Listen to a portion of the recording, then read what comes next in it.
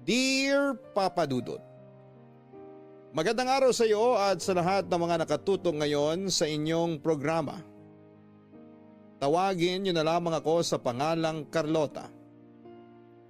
Taga Mindanao po ako. Dito na po ako lumaki at nakapag-asawa. Sa kasamaang palad ay nabiyuda ako sa edad pa lamang na 36 dahil naaksidente ang asawa ko habang nagmamaneho ng pampasada niyang jeep. Naiwan sa akin ang nag-iisa kong anak na si Vera na ngayon ay may sarili ng pamilya. Papadudot mula ng mag-asawa si Vera at magkaroon na rin ng mga anak ay namuhay na akong mag-isa. Gustuhin man ng anak ko na kunin na lamang ako at isama sa bahay nila ay tinanggihan ko siya dahil kaya ko pa naman. Ako po kasi yung klase ng tao na ayaw maramdaman na kinakaawaan. Sa edad ko pong 59 ay malakas pa rin naman ako at naghahanap buhay bilang isang kwelang reseller ng mga damit at beauty products mula sa isang local brand. Hindi ko na po naisipang mag-asawa ulit mula nang mabiyuda ko. Nag-focus na lamang ako sa pagtatrabaho at nag-ipon para sa pangarap kong makapagtapos ng pag-aaral. Paminsan-minsan ay nag-aabot din ako sa mga apo ko. Hindi kasi tumatanggap ng pera mula sa akin si Vera dahil mas gusto niyang ipunin ko na lamang ito. Papadudot, kontento na po ako sa buhay ko noon at pakiramdam ko ay nagawa ko na lahat ng kailangan kong gawin. Maliban lang sa isang bagay.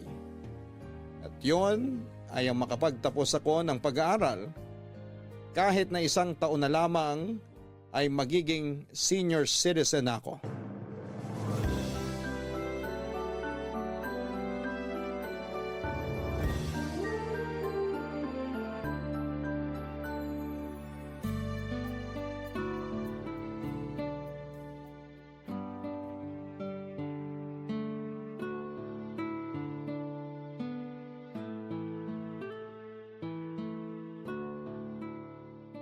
Nay, sigurado na po ba kayo sa plano nyo?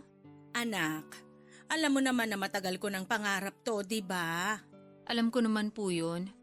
Pero hindi po ba masyado na kayo matanda para dyan? Bakit? May age limit ba sa kolehiyo? Nagtuturo ka sa eskwelahang papasukan ko kaya alam mo yung sagot sa tanong ko. Nay, wag niyo po sana masamain yung sinabi ko ha. Nag-aalala lang po kasi ako sa inyo. Ibang-iba na po ngayon kaysa nung nag-enroll kayo sa college. At sa tingin mo hindi ko kayang makipagsabayan, ganun ba? Nay naman hindi niyo po ako naiintindihan. Pangarap kong makatapos ng pag-aaral kaya handa ako sa kahit na anong pagsubok na kakaharapin ko, Vera. Kaya kung ayaw mo kong suportahan, hindi kita pipilitin. Alam niyo pong susuportahan ko pa rin kayo kahit nag-aalangan ako. Kung hindi naman bukal sa kalooban mo, wag na lang. Sinay talaga Nagtampo ka agad. Sorry na. Pakiramdam mo yata hindi ko nakakayaning ipasa yung mga leksyon na. Sus, ikaw pa ba, Nay? Valedictorian po kayo nung high school at naghakot pa ng awards. Sabi mo nga, marami nang nagbago ngayon. Ay, sorry na nga po. Nakapag-take na po ba kayo ng entrance exam? Sabihan niyo lang ako. Pwede ko naman kayong samahan doon. Naku, wag na. Gagawin ko yun na mag-isa. Isa pa, nanood na ako ng mga free tutorial sa YouTube para ma-refresh ako. Malay mo, isa sa mga nireview ko ang lumabas sa entrance exam. Di may sigurado na akong tamang sagot, di ba? Wala naman akong duda na kakayanin yung ipasa yung entrance exam, Nay. Sisiw lang yun sa inyo. Nga pala, ano nga po pala yung kursong kukunin nyo? BSED, nak. Major in Mathematics, yun ang gusto ko. Aba, ayos yan, Nay Pangarap ko yan noon na maging math teacher. Alam mo naman ang nanay pagdating sa numbers. Oo nga po pala. Tuwang-tuwa kasi ko dun sa anak ng kapitbahay natin. Kahit mga kapitbahay natin nagpapatulong sa kanya. Tapos mag-a-abroad na siya. Doon na siya magtuturo sa Thailand. Gusto niyo rin po ba magturo sa ibang bansa? Nako, hindi. Gusto ko lang talagang makatapos ng pag-aaral sa pangarap kong kurso. Kapag nakagraduate na ako, isa yun sa 2 pinakamagandang nangyari sa buhay ko. Ano pa po ba yung isa, Nay? Tinatanong pa ba yun? Siyempre, yun yung pinanganak kita. Si Nay talaga. Papaiyakin pa ako. Kaya sana anak, suportahan mo ang nanay ha. Kapag nagawa ko yon, kumpleto na. Masasabi ko na talagang nagawa ko na lahat. Pwede na akong mamatay. Nay, wag naman kayo magbiro ng ganyan. Hindi pa ako handa, okay? At kahit kailan, hindi ako magiging handa. Ano ka ba, nak? Matagal pang mangyayari yon. Sa lakas kong to, kaya ko pang mag-gym kung gugustuhin ko lang eh. Basta po, Nay. Kung ano yung makakapagpasaya sa inyo, susuportahan ko po kayo. Tsaka, naisip ko po na magandang bagay rin na mag-aaral kayo. Hindi na kayo maiinip. Malay nyo, may makilala pa kayo sa school at magka-boyfriend pa kayo niyan, di ba? Sus Mariosep, wala na sa isip ko yan, nak. Masaya na akong mag-isa. Sinasabi nyo lang po yan. Kasi hindi nyo pa nararanasang kiligin ulit. Hoy, si Nanay nagbablush. Tumigil ka nga dyan. Baka mamaya magkatotoo pa yung sinasabi mo. Di maganda po kung ganon. Papadudot kahit na tumutulang anak ko sa desisyon kong tapusin ang pag-aaral ko nung una, ay nagkaintindihan din naman kami. Laking pasasalamat ko na lamang na malawak ang kanyang pangunawa. Alam naman niya na wala akong ibang pagkakabalahan kundi ang pagpapa-order ng kung ano-anong products. Pero pagdating sa bahay, kalungkutan pa rin ang sasalubong sa akin. Dahil boses ko lang ang naririnig ko roon. Mula noong mag-isa na lamang ako sa bahay, humanap ako ng ibang mapaglilibangan. Doon ako natutong gumawa ng social media account. Siguro nga ay matanda na ako pero tulad ng mga kabataan ngayon, palagi rin akong babad sa gadget noon dahil yon ang ginagawa kong pampalipas oras. Aaminin ko, Papadudot, na subukan ko na ring makipag-chat sa kung kani-kanino. Noong first time ko pa lamang sa Facebook kung sino-sino ang mga inad ko at chinat ko. Pero mula noong mag-message sa akin ang isang foreigner na nagpapasend ng nude photo ay tinigilan ko na yon matapos ko silang i-block. Kaya para maging abala ko, gaya ng plano ay nag-take ako ng entrance exam at swerte naman ako nakapasa. Natanggap ako sa kursong gusto ko kaya sobrang saya ko ng mga sandaling yon, Papadudot. Gaya ng tinatawag nilang freshmen o yung mga first year pa lamang, magkahalong kaba at excitement ang naramdaman ko sa first day namin sa school. Pero kahit unang araw pa lamang ay sinubok na agad ako dahil bukod sa hindi ko mahanap ang mga room na nakalagay sa certificate of registration ko, nakaharap ko rin ang isang taong sumira sa buong araw ko, Papadudot.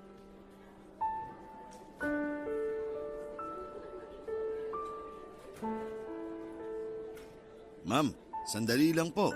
Bawal po ang outsider dito. Anong outsider yung sinasabi mo? Estudyante ako rito. Ma'am, wag niyo naman po ako pagtaasan ng boses. Pwede naman po tayong mag-usap ng mahinahon. Kasi kung visitor po kayo rito o nanay kayo ng estudyante, papapasukin ko naman po kayo.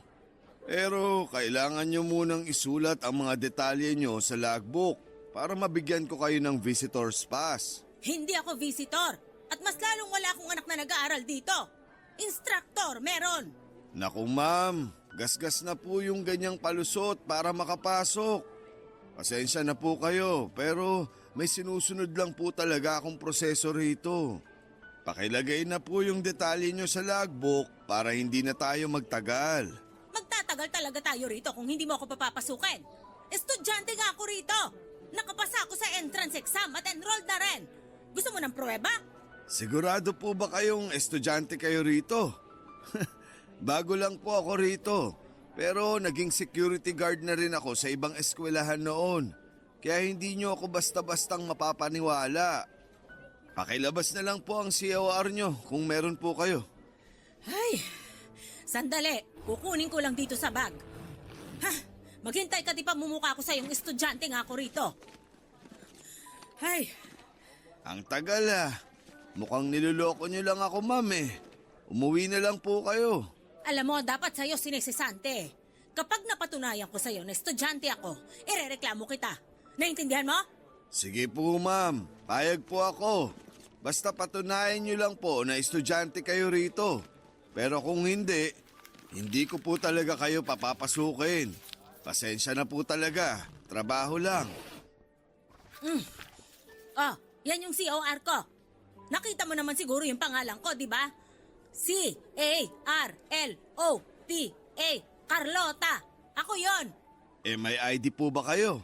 Paano ako magkaka-ID agad? Bago nga lang ako, di ba? First year student ako sa BSIT. Nako, ma'am. Hindi po ako pwedeng magbase lang sa COR. Kasi pwedeng kinuha niyo lang to sa ibang estudyante na may pangalang Carlota. Bakit hindi mo na lang ako papasukin at ihatid sa registrar, ha? Para magkaalaman tayo. Hindi po ako pwedeng umalis sa pwesto ko, ma'am. Kaya kung wala po kayong maipapakitang ID, umuwi na lang po kayo. Pasensya na po. Estudyante nga ako. Pangalan ko'y nandiyan sa COR. Wala nga po kayong... Excuse me, anong nangyayari dito? College instructor po ko sa university to, Manong. Pwede ko po bang malaman kung ano nangyari? Narinig ko po kasi na parang nagtatalo kayo. Pasensya na po, ma'am. Nagpupumilit po kasi siyang pumasok. Sabi niya, estudyante raw po siya rito. At hindi po kayo naniwala sa kanya kasi matanda na siya para maging estudyante. Manong, estudyante po siya rito. Enrolled po siya. Nako, pasensya na po. Sige na po, pasok na po kayo, ma'am. Huwag po kayong mag-alala, Manong. Alam ko naman na nag-iingat lang kayo. Teka, ganun na lang yon? Gusto ko siya ireklamo. Ma'am, kung ano man po yung pananagutan ko sa nagawa ko ngayon, tatanggapin ko po. Malaya po kayong magreklamo. Pero bago po yun, hihingi po muna ako ng pasensya sa inyo. Bago lang po kasi ako rito at kakasimula ko lang ngayong araw. Ay, sige na, sige na. Kung di lang ako malilate sa klase ko eh. Salamat po, ma'am. Pasensya na po ulit. Tsaka good luck po sa klase nyo. Papadudot sakalang naniwala sa akin ang security guard na yon na estudyante nga ako sa eskwelahang yon. Nang anak ko na mismo ang nagpatunay nito. Pero ang kagandahan doon ay tinupad ng anak ko ang hiling ko sa kanya na hindi niya gagamitin ang pagiging anak niya para tulungan ako. Hindi siya nagpakilala bilang anak ko kahit na nagkaroon ng kaunting problema sa unang araw pa lamang ng kolehiyo. Malinaw sa aming dalawa na instructor siya at estudyante lamang ako. Kapag oras ng trabaho niya at oras naman ng klase ko. Pero dahil sa business department siya nagtuturo ay hindi ako kasama sa mga klaseng hawak niya. Nalaman ko na Lito pala ang pangalan ng security guard na humarang sa akin sa gate.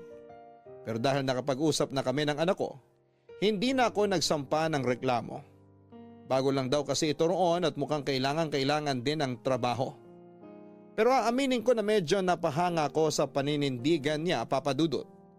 Marunong din siyang tumanggap ng pagkakamali. Ang kaso, tuwing nakikita ko siya ay mas naaalala ko yung araw na napagkamalan niya akong outsider. Palagi pa rin niya akong binabate tuwing dumadaan ako sa harapan niya. Lagi rin siyang nakangiti at ako naman ay lagi ko siyang sinusungitan. Nang mga sumunod na araw, available na ang uniform na pinatahi ko. Kaya naisuot ko rin po ito kaagad kinabukasan matapos labahan. At mula nang mag-uniform ako ay parang naging kakaiba ang ngiti ni Lito tuwing dumadaan ako sa harapan niya. Lalo na nung unang beses niyang nakita na suot ko yon. Hindi ko alam pero pakiwari ko noon ay bigla siyang nakaramdam ng paghanga sa akin, Papadudot.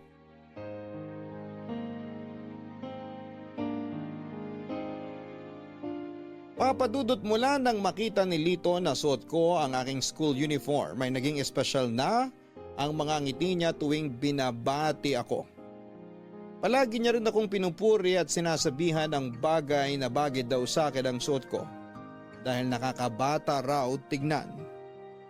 Kung noong una ay lagi ko siyang sinisimangutan, Habang tumatagal ay unti-unti na rin akong nahawa sa gaan ng aura niya. Ginagantihan ko na siya ng ngiti at kinakausap na rin. Minsan nga ay nakakakwentuhan ko pa siya kapag may karelyebo siya. Nalaman ko na hiwalay na pala sila ng asawa niya kaya pareho kami na namumuhay na lamang ng mag-isa. Pero sinabi naman niya na meron siyang isang anak na nag-aaral din doon. Ang kaso ay nasa poder daw ito ng asawa niya at sinusuportahan na lamang niya kaya hindi siya pwedeng mawala ng trabaho. Hindi pa raw niya nakakausap ang anak niya mula nang mag-enroll ito kaya kahit ang kursong kinuha nito ay hindi niya alam. Doon ko napagtanto kung gaano kalaki ang magiging problema niya kung natuloy ang pagreklamo ko noong unang araw kaming nagkaengkwentro. Bukod sa malungkot niyang kwento, nalaman ko rin na magkaedad lang pala kami. Pero nakakatawa sa nalaman ko ay 2 letra lamang ang pinagkaiba ng pangalan naming dalawa. Carlota ako at Carlito naman ang pangalan niya. Pero mas kilala siya sa palayaw niyang Lito. Yung paminsan-minsan naming pag-uusap, Papa Dudut, ay naging madalas na noong napalagi na ang loob namin sa isa't isa. At kung nung una, panay bati at ngiti lang siya tuwing pumapasok ako. Noong mga sumunod na linggo ay nag-aabot na siya sa akin ng kung ano-anong regalo. Minsan bulaklak at tsokolate. Pero ang pinaka nagustuhan ko ay yung mga pocketbook na ibinibigay niya. Mahilig kasi ako magbasa ng mga nobela kahit may kalabuan na ang aking mga mata. Dahil malaking tulong naman ang suot kong salamin. Dahil sa madalas na pagbibigay sa akin ni Lito ng kung ano-ano, hindi na ito nakaligtas sa anak kong si Vera na madalas kong nakakasabay sa pagpasok. Naisip ko na noon na magtatanong siya at wala naman akong balak na maglihim sa kanya, Papa Dudut.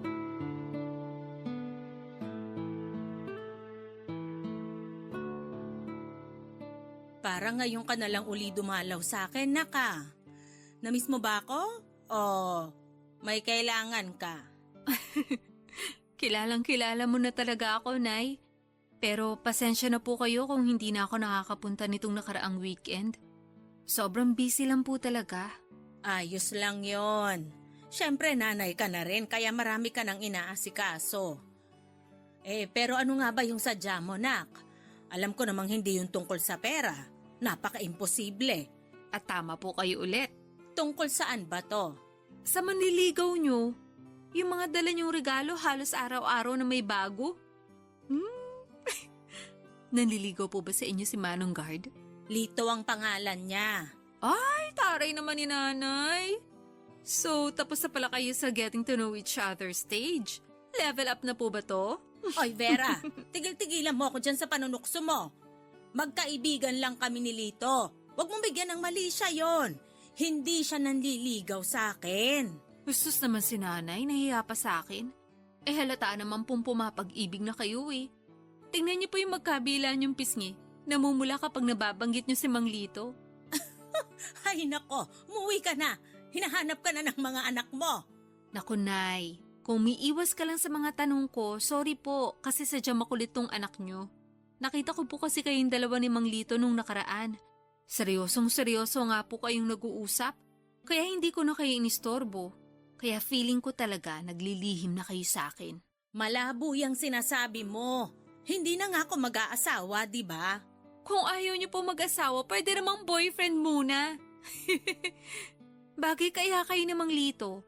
In fairness, lakas ng chemistry niyong dalawa. Mabait lang talaga yung tao, kaya nagbibigay sa akin ng regalo. A token of friendship. Pero boto pa rin talaga ako kay Mang Lito, kaya isiship ko kayong dalawa. Malay mo, ligawan ka na. Sa tanda ko nang to magpapaligaw pa ako? Kung kaedad kita, pwede pa siguro. Pero yung naghihintay na lang maging senior citizen?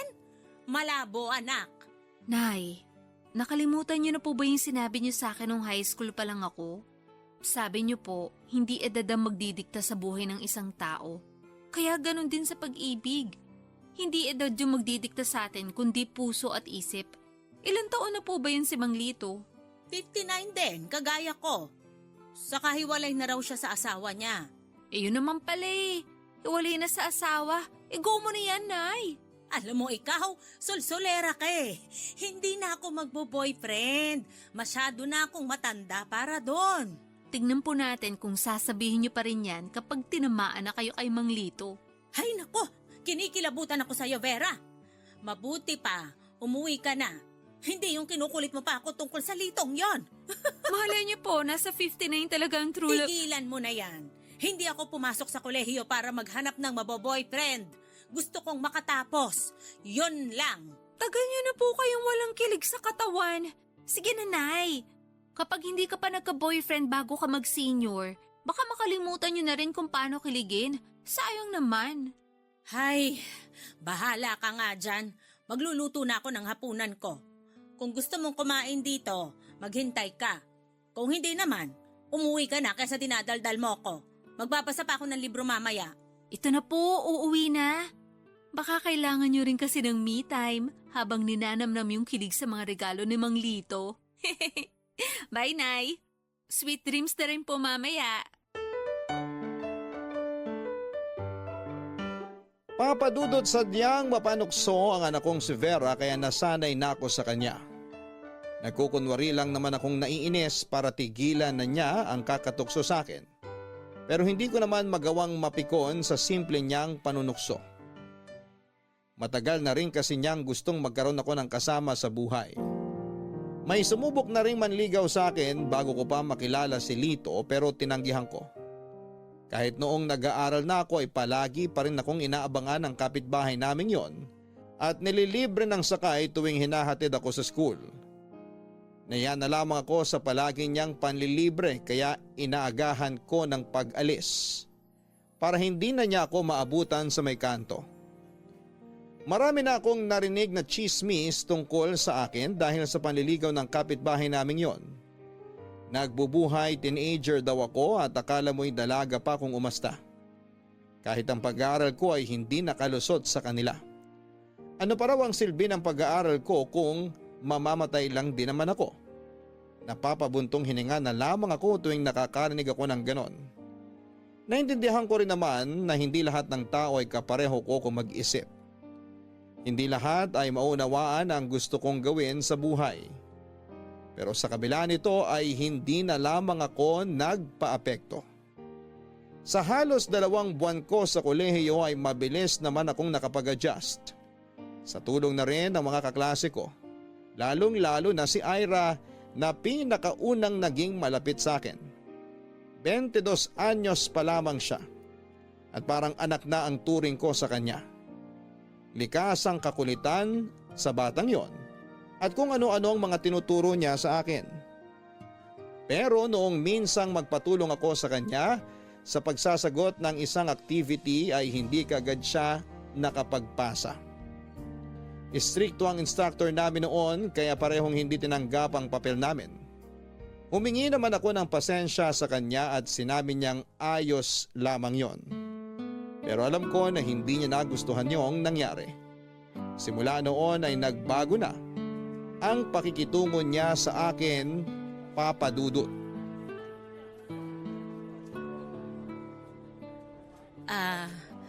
Pwede bang makiupo sa tabi mo? Malawak pa naman po yung space.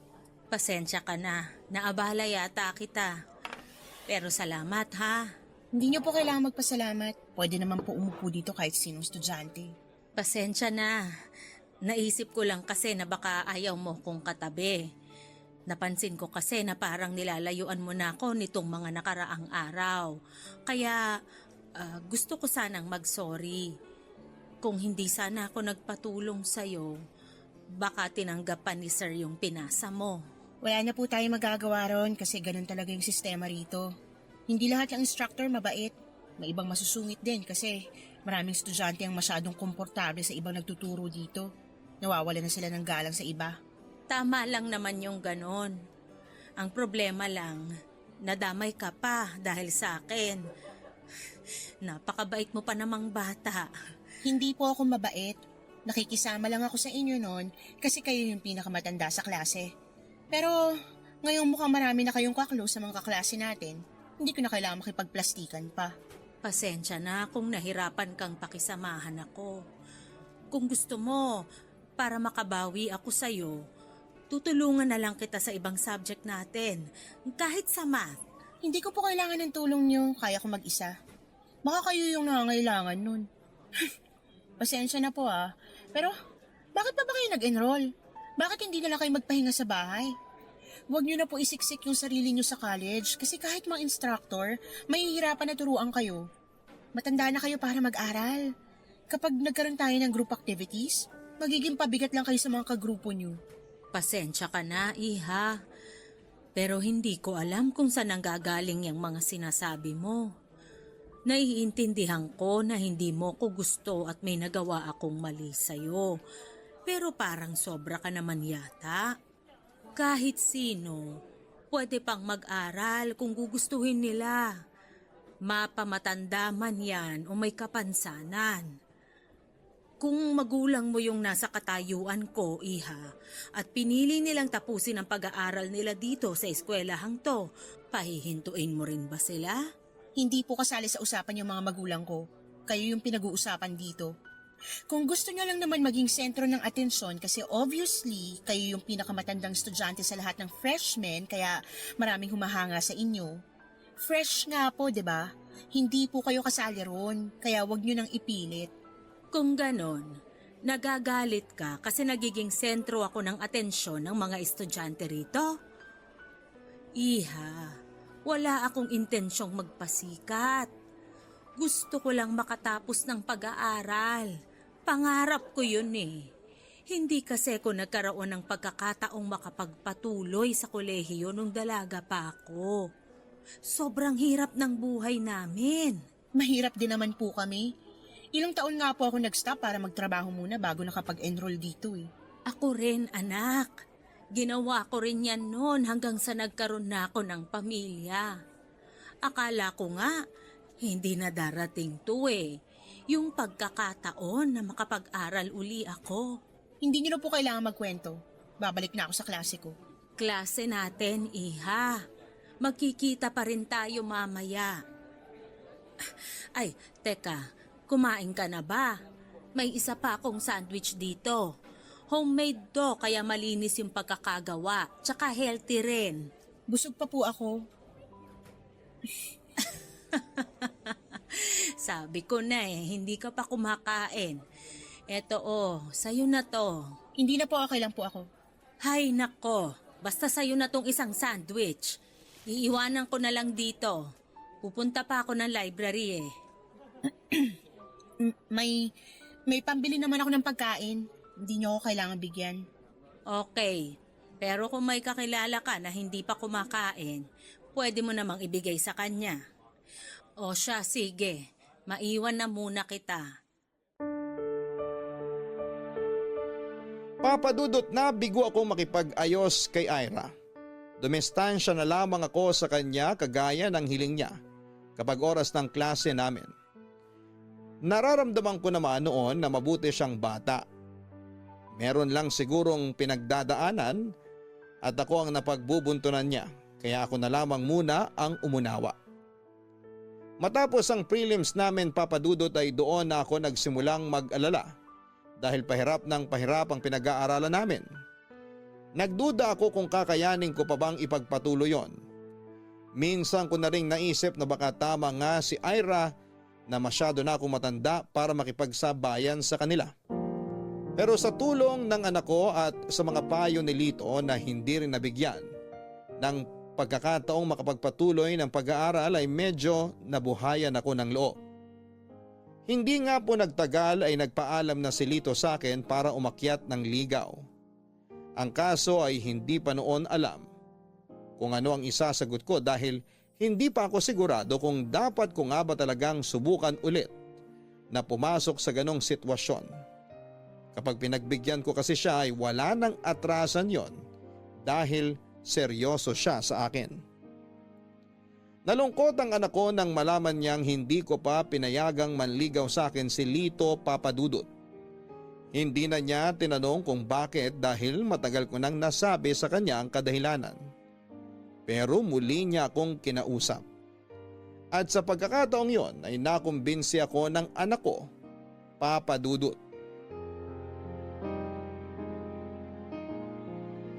Papa Dudut, pinag-isipan ko ng mabuti ang mga sinabi ni Vera. Sa katunayan nga ay mahalaga ang opinyon niya dahil siya na lamang ang natitira kong pamilya. Kaya kung pasado sa kanya si Lito ay wala na akong dapat na alalahanin pa.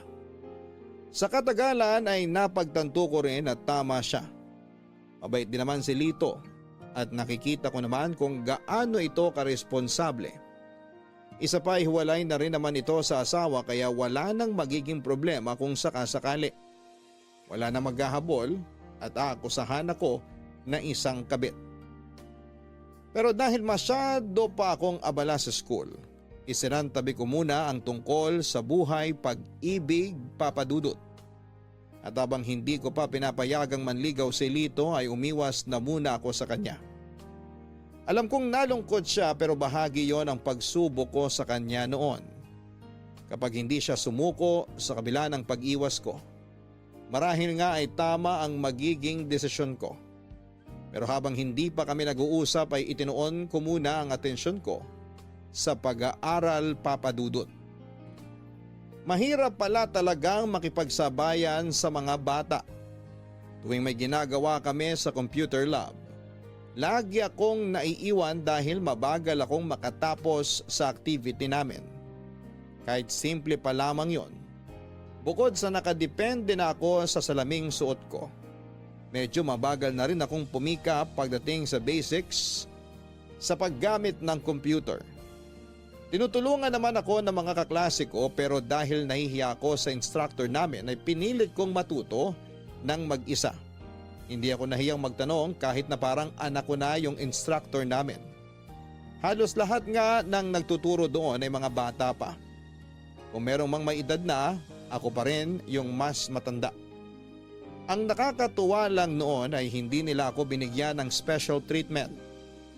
Trinato nila ako na parang isang regular na estudyante sa eskwelahang yon. At matapos ang 2 linggong subsub ko sa pag-aaral, ay nagkaroon na ako ng pagkakataong kausapin si Lito nang puntahan niya ako sa bahay ko, Papa Dudut. Akala ko hindi mo na ako papapasukin dito sa bahay mo eh.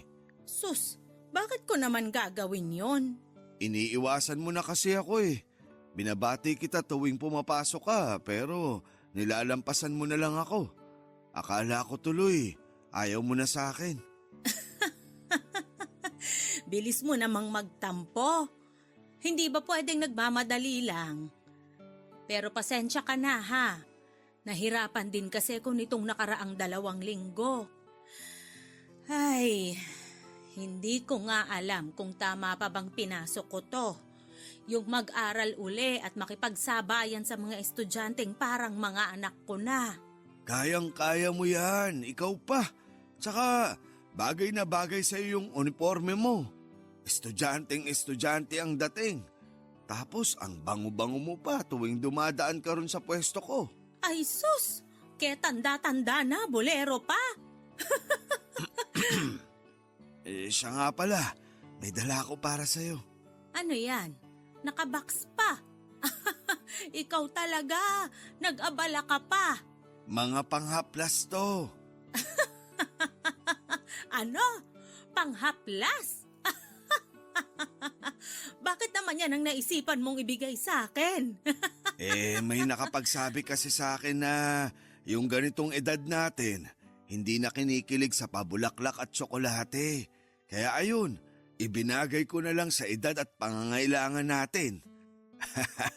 Ayos ba? Kahit ano namang ibigay mo sa akin, ayos lang. Tatanggapin ko yan at magpapasalamat pa rin ako sa'yo. Talaga? Oo naman. O siya, akin na. Eto. Mamaya ako na lang bubuksan. Total sinabi mo na rin naman kung ano yung laman. Ay, naghapunan ka na ba? Oo, tapos na.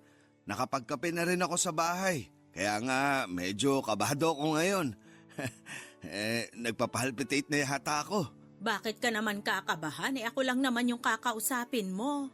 Hindi ka basta lang, Carlota. Maganda ka at matalino. Kaya naisip ko rin na baka maging alangan tayo sa isa't isa. Ikaw lang ang nag-iisip niyan. Buti ka nga may pangmatagalan ka ng trabaho. Saka kita mo naman, kagalang-galang ka para sa mga estudyante dun sa school. Narinig ko nung nakaraan, sir pa yung tawag sa'yo. Ang sarap magtrabaho kapag nire-respeto ka rin, no? Tama ka dyan. Pero hindi rin naman ako mapupunta sa pagiging sekyo kung hindi ako umalis sa construction noon. Nagtrabaho ka rin sa construction? Oo, welder ako nung medyo bata-bata pa. Ang kaso, ilang beses na akong muntik mabagsakan ng bakal. Mabuti na lang, malakas pa yung guardian angel ko kaya nakakaligtas pa. E di sana, kwento na lang ako ngayon. Nakakatawa ka talaga, Lito. Yan naman talaga yung gusto ko yung mapasaya kita. Salamat. Tungkol nga pala dun sa hinihiling mo sa akin. Pumapayag na ako. Talaga? Pumapayag ka ng ligawan kita? Oo nga. Wala naman ako nakikitang dahilan para tanggihan pa kita Salamat talaga, Carlota. Hayaan mo, kapag nakahanap na ako ng tiyempo, ipapakilala kita sa anak ko. Ayos lang ba sa kanya na manliligaw ka uli? Ang totoo, hindi pa kami nakakapag-usap ng anak ko tungkol dito. Pero mabait naman yun. Alam kong maiintindihan niya rin ako. Sana nga. Gusto ko pa naman siyang makilala. Sigurado ako makulit din siya kagaya mo. Sinabi mo pa, manang-mana talaga sa akin si Aya. Aya? Palayaw niya yun. Pero ako lang yung tumatawag sa kanya ng Aya. Ay, nakakamiss na rin yung batang yun. Alam mo ba na sa kanya galing yung ideya na panghaplas yung ipangregalo ko? Sabi niya kasi noon, kapag may nililigawan na raw ako, yun ang ibigay ko kasi mas magagamit. Saka habang gumagaan yung pakiramdam nung pinagbigyan, ako yung naaalala. Ayos ba? Alam mo, nakikita ko talaga yung sarili ko sa'yo. Mag-isa na lang din ako at anak ko na lang ang meron ako. Mahal na mahal ko siya. Kaya nakikinig ako sa mga opinyon niya sa lahat ng bagay na ginagawa ko. Ganon din yung ginagawa ko para sa anak ko. Ang kaso, hindi pa talaga kami nagkakasundo sa ngayon. Hindi mo pa rin ba siya nakakausap? Baka may ideya ka kung anong kurso yung kinuha niya. Malay mo, kaklase ko pala. Sige, kapag nakita ko siya, tatanungin ko kung anong kurso niya. Huwag mo nang patagalin yung hindi nyo pagkakaunawaan. Kahit hindi ko pa nakikita at nakikilala yung anak mo. Alam ko na mabuti siyang anak. Magkakaayos din kayo nun. Papadudot, sobrang saya ni Lito noong pinayagan ko na siyang manligaw sa akin. Pinatunayan niya na hindi ako nagkamali ng desisyon. Araw-araw niya akong nililigawan, magkausap kami sa chat at minsan ay nagtatawanan pa kapag nakauwi na kaming dalawa. Muli ko naranasan ang matagal ko nang hindi maramdaman. Yon ay ang kiligin muli sa kabila ng aking edad. May isang pagkakataon, Papadudot, na lumabas kami ni Lito para kumain sa isang fast food chain. Hindi ko naman nakalain na doon pala mismo nagtatrabaho si Ira, kaya nakita niya kami. Hindi ako sigurado pero parang nakita ko sa mga mata niya ang panghuhusga. Lalo na noong punasan ni Lito ng tisyo ang kamay ko na nadumihan. Pagkatapos ng eksenang yon ay naging usap-usapan na ako sa klase namin. Kesyo ang tanda-tanda ko na raw pero lumalandi pa. Marami akong narinig na mga masasakit na salita mula sa kanila. Ilang araw kong hindi nakapasok, Papadudot, dahil wala akong mukhang maiharap sa mga kaklase ko at sa iba pang mga nakakaalam na nagkakamabutihan na kami ni Lito. Hindi pa man nagiging kami ay gano'n na kaagad ang nangyari. Noong umabot na ng 3 araw ang hindi ko pagpasok, kinausap na ako ni Vera. Doon niya nalaman na pinag-usapan na pala ako sa klase namin. Pero pilit niyang pinaunawa sa akin na wala namang mali kung magkakarelasyon kami ni Lito dahil nasa tamang edad na kami. Wala rin namang batas sa eskwelahang yon na nagbabawal sa pakikipagrelasyon sa kanilang security guard. At kung sakali man na hindi yon maaari, handa naman daw na mag-resign si Lito at maghanap na lamang ng bagong trabaho. Pero ayoko namang umabot kami noon sa ganong punto, Papa Dudut.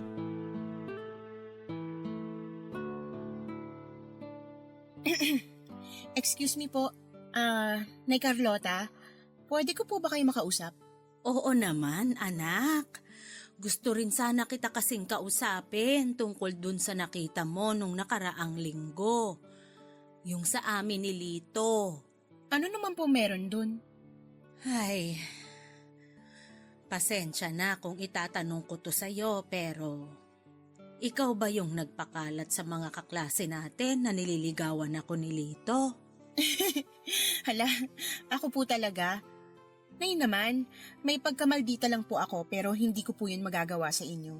Tsaka, kaya ko nga po kayo kakausapin kasi gusto ko pong humingi ng pasensya sa naging pakikitungo ko po sa inyo nung nakaraan. Hindi ko rin po talaga akalain na magagawa ko yun sa inyo eh. Ano ka ba? Ayos na yon. Huwag mo nang isipin yon, anak. Pero gusto ko rin sanang humingi ng pasensya at napagbintangan pa kita. Ayos lang po yun. Hindi ko naman po kayo masisisi kasi ako pa lang dito sa klase natin yung nagpakita ng kagaspangan ng ugali sa inyo. Tsaka, pwede pong wag na lang natin pag-usapan yun ngayon. Lalo lang po kasi ako nakokonsensya eh. Alam niyo po, para makabawi po ako sa inyo, ililibre ko na lang kayo ng milk tea mamaya pagkatapos ng susunod nating klase. Nako, pasensya ka na anak, pero hindi ako umiinom ng milk tea. Tubig lang, ayos na ako. Pansit malabon po kaya? Teka, paborito ko yun ah. Sakto po pala eh. Ano, G po ba kayo mamaya? G? Anong ibig sabihin nun? Ang ibig ko pong sabihin kung sasama po kayo. Sorry na po. Ang bagets niyo po kasing tingnan kaya akala ko kaedad ko lang kayo eh. Ikaw talaga, binola mo pa ako. Hindi ko po kayo binobola, walang halong etsyos yun, Nay. Pakibulong naman po kung anong sabon niyo para kahit tumanda na ako, ganyan pa rin ako. Ikaw talaga, wala naman to sa sabon. Puro healthy lang talaga yung mga kinakain ko. Kung gusto mo, pasyal ka sa bahay ko minsan. Ipagluluto kita ng ulam na puro gulay. Hindi niyo na po kailangang imbitahin. Darating din po tayo dyan. Aba, mukhang may binabalak kang isorpresa ako sa bahay ah. Parang gano'n na nga po. Siya nga pala, Iha. Napapansin ko kasi nitong nakaraan na parang palagi kang malungkot. May problema ba kayo sa pamilya nyo? Sige na nga po, magkukwento na ako. Total, okay naman na po tayo. Sige, magkwento ka lang. Makikinig ako. Hindi po kasi kami okay ng tatay ko. Bakit naman? Naghiwalay na po kasi sila ng nanay ko. Alam ko naman na mahal pa niya si mama nung naghiwalay sila pero hindi na siya nag-abala pang ayusin yung hindi nila pagkakaunawaan. Parang tinanggap na lang niya kaagad na sira na yung pamilya namin. Hindi niya man lang naisip na masasaktan ako sa paghihiwalay nila. Tapos nitong nakaraan lang, nalaman ko na may nililigawan na pala siya. Yung nanay mo, nasaan na siya? Nandun po sa kinakasama niya. May 2 anak na po sila. At doon na din po ako nakatira. Ang kaso, hindi ko kasundo yung kinakasama ng nanay ko. Wala na rin palang magagawa yung tatay mo kahit pilitin niyang makipagbalikan sa nanay mo. Tama po kayo. Noong una, naiinis po ako dun sa nililigawan niya pero itong nakaraan lang, napag-isip-isip ko rin na wala na nga talagang pag-asa magkabalikan sina mama at papa. At si papa naman, deserve niya rin maging masaya. Nasaan na ba yung papa mo? Nandito po sa school. Talaga? Opo, at sigurado po ako na kilala niyo siya. Security guard po siya rito. Teka, sandali. 2 lang naman yung guard dito ah. Pero isa lang yung kilala ko. Si Lito ba yung tatay mo? Wala na pong iba.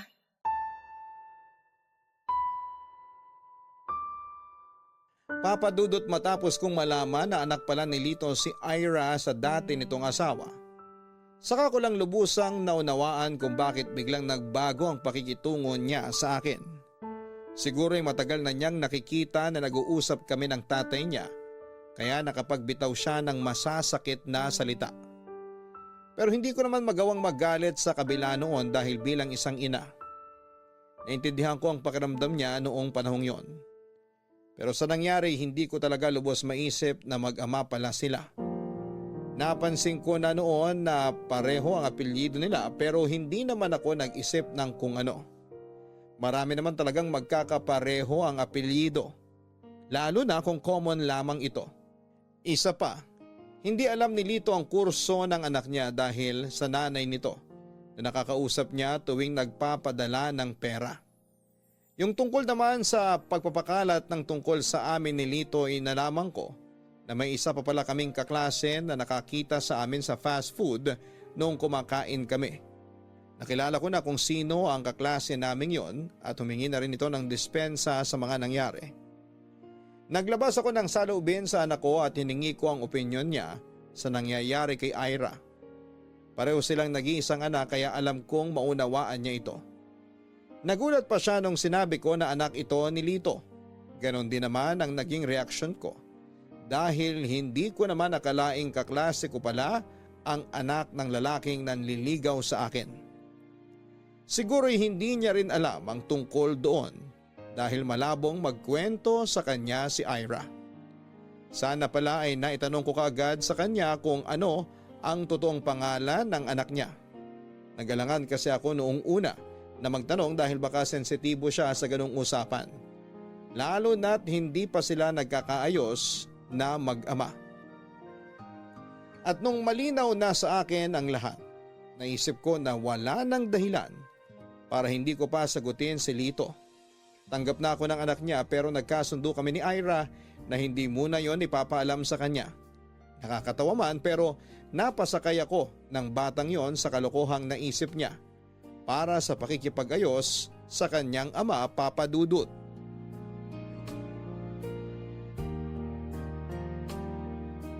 Papa Dudut, kinausap ko si Lito tungkol sa anak niyang si Ira. Nagulat pa siya at napatanong kung paano ko nalaman ang pangalan nito. At nung sabihin ko na magkaklase kami nito ay sa kanya lang naunawaan ang lahat. Pero hindi ko sinabi sa kanya na nag-open up na ito sa akin. Ang alam niya ay hindi ako masyadong pinapansin ni Ira sa klase dahil hindi ako nito gusto. Pero dahil alam ko ang tungkol sa anak niya ay binuksan na rin niya ang usapan sa dati niyang asawa. Pinakinggan ko ang panig niya para mas maunawaan ko silang mag-ama. Nauna ko nang napakinggan ang saloobin ng kanyang anak at naunawaan ko naman po ito, Papa Dudut. Si Lito naman ay walang ibang hangad kundi maayos ang relasyon sa nag-iisang anak niya. Ayaw niya raw kasing dumating ang araw na huli na ang lahat para doon.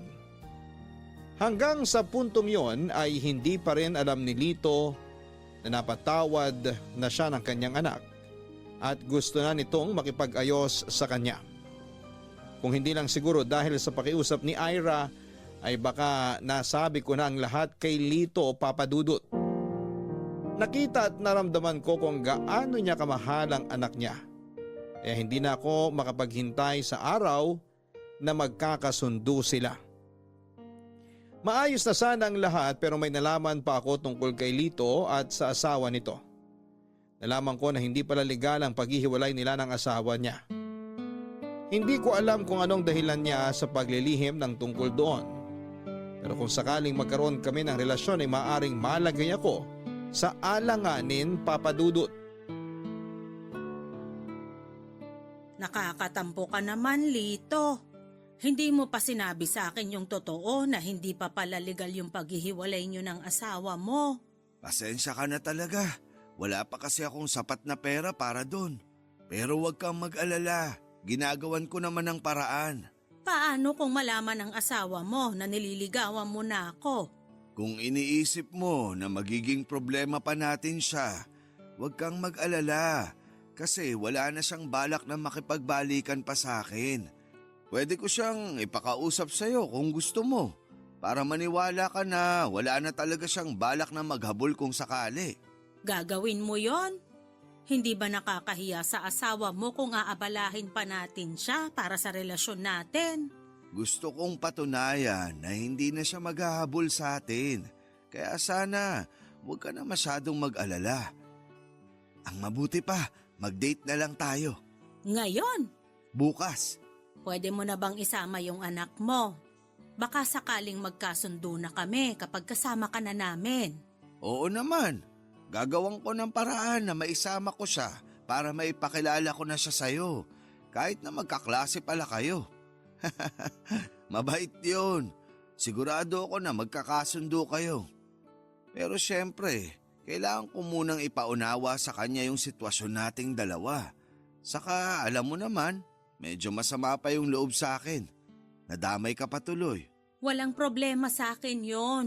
Pero sa palagay ko, mahihirapan kang pagkasunduin kami. Mas masungit pa sa akin yun eh. Sa tingin ko nga. Teka, ako naman yung may tanong sa'yo. Ano yon? May pag-asa ba ako sa'yo? Pambihira. Para naman tayong mga teenager dyan sa tanong mo. Huwag na muna nating isipin yung edad natin. Araw-araw na nga nating nararamdaman yun. Lalo na kapag nirarayuma eh. Hindi ko lang kasi maiwasan. Sa susunod na taon, pareho na tayong senior. Ayaw mo ba nun? Kapag partner na kita, may karamay ka na tuwing nirarayuma. May kasama ka ng magkape sa umaga at magsimba tuwing linggo. Isang bagay na lang yung hindi na natin magagawa eh. Ano, yung magkaroon ng anak? Hindi na talaga pwede. Kung mayaman siguro tayo, posible pa yon. Wala namang problema sa akin kahit hindi na tayo magkaanak. May Ira pa naman ako at may Vera ka pa. Kahit silang dalawa na lang, magiging buo na tayo. Tama ka naman dyan. Saka may alaga ka namang aso. Pwede na nating ituring na anak yun. May tawag sila dun eh. Poor parent yata yun. Pambihira ka talaga. Mahirap na nga tayo, ipapamukha mo palalo. Fair parent yon, ano ka ba?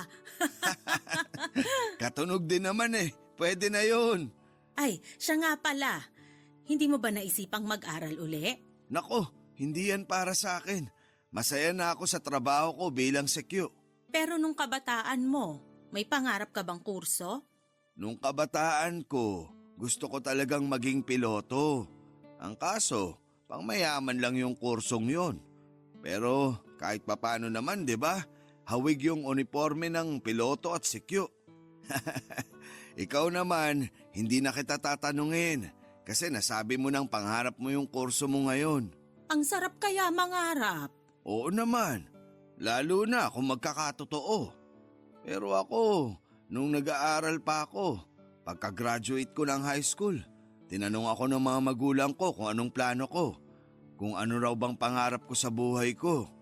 Kako, nakatapos na ako ng high school, kaya saka na ako mangangarap ulit. Ayun, nauwi sa paghahalo ng semento.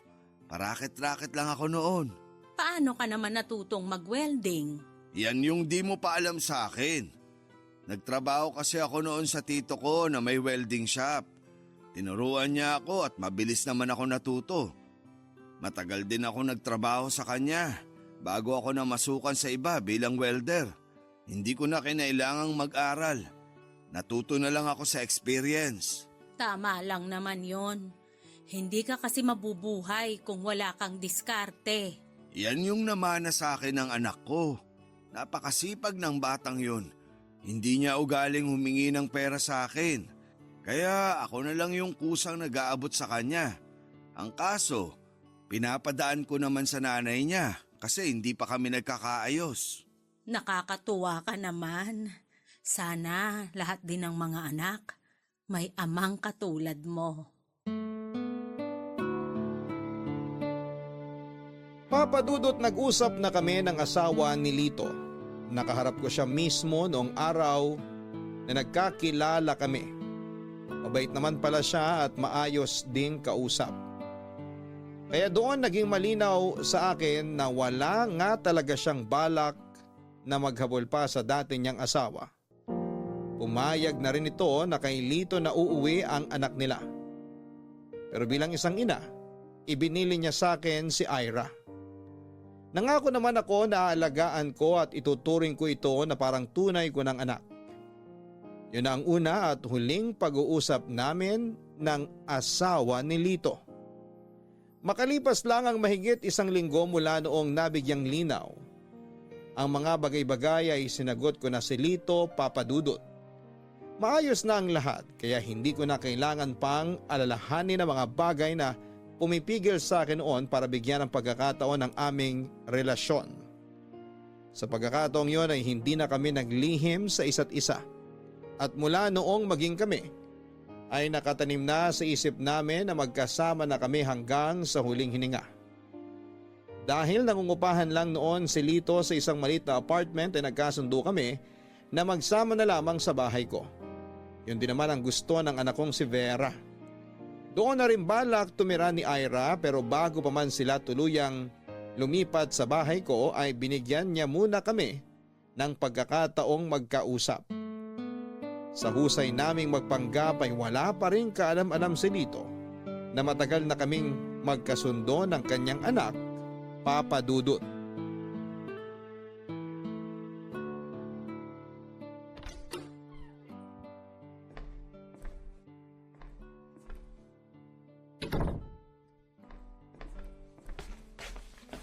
Nak, ang tita Carlota mo nga pala.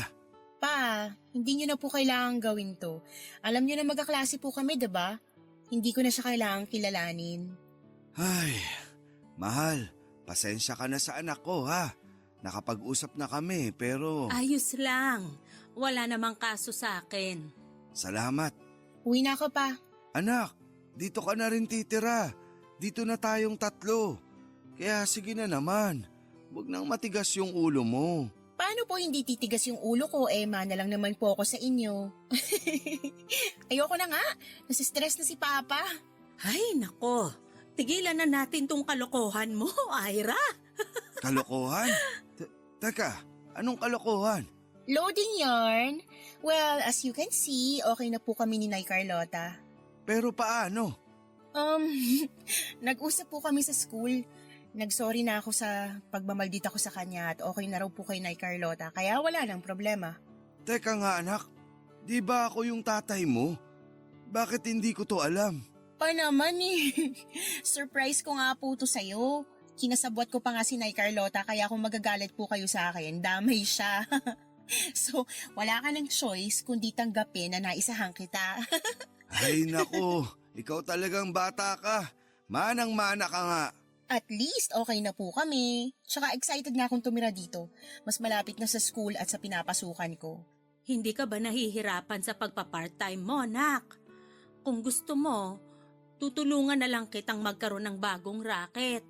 Hindi mo na kailangang magpagod ng husto. Talaga po? Oo naman. Tuturuan kita sa mga susunod na araw. Pero sa ngayon, asikasuhin muna natin yung dating kwarto ni Vera. Ikaw na yung gagamit nun. Po, pero paano po siya? May sarili ng pamilya yung ate Vera mo. Kaya may bahay na rin sila. Tama ang papa mo. Saka si Vera na mismo ang nagsabi na ipagamit sa'yo yung kwarto. Ang bait naman po niya.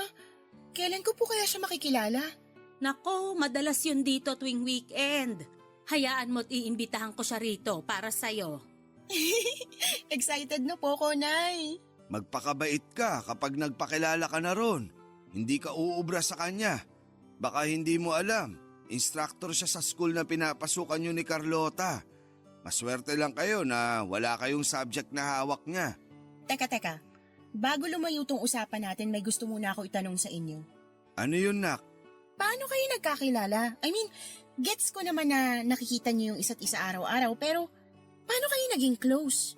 Nako, Tanungin mo yung tatay mong napagkamalan akong outsider noong unang araw ng klase. Pinapasulat ko siya sa logbook para ma-issuean ko ng visitor's pass. Pero ipinilit niya na estudyante siya. Tapos ayun, dumating si Ma'am Vera. Hindi ko nga alam na mag-ina pala sila. Swerte mo kasi hindi ka po nila inireklamo pa. Grabe, judgmental ka masyado. Yung gandang yan ni Nay Carlota mukhang outsider. Mabuti na lang, hindi pa kayo magkakilala noon. Kundi baka pinagtulungan niyo na ako. Pero nakakakilig kayo ah. Para kayong mga bida sa nababasa kong nobela sa online platforms. Yung hindi mo inaakalang magiging sila, pero sila pa rin talaga yung endgame. Parang kayong dalawa. Sus, tigilan mo na yan, nak. Inuuto mo na kami. Mag-ayos ka na ng magiging kwarto mo.